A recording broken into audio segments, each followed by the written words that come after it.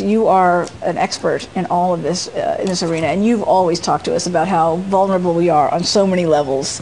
Well, it's just to most people, it's not as great of a threat, because it's not. Nobody will, you know, you're not going to war. You're not sending in the heavy tanks. It's the greatest threat, I believe, to the security of this country. I think the Pentagon takes it very, very seriously. And it's not, you know, just opening up cell doors or changing traffic lights or changing your grades on your, you know, college finals.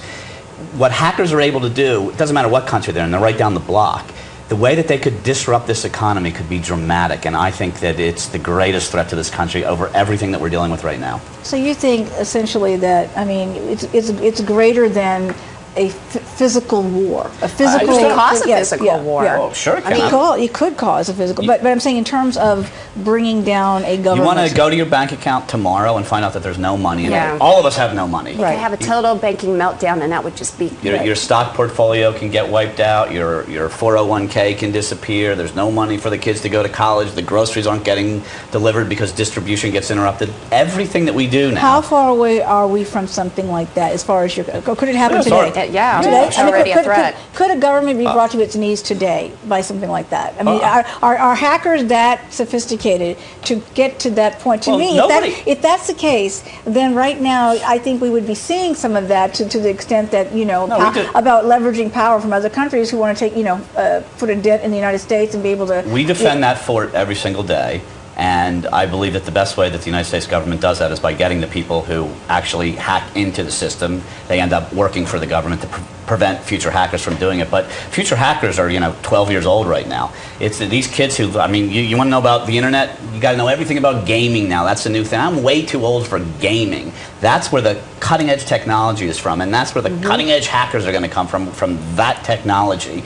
And, you know, the United States does take it very seriously. And I mean, I saw today the Pentagon had an ad for, they're looking for a social media director, quote unquote. Oh, there you go. Job for you. Go to D.C. Be one of them. I'm done with that. I'm done with that. I like this town a lot better. It's safer. But you know, I mean, clearly, I mean, the Pentagon's taken an ad out for a social media director.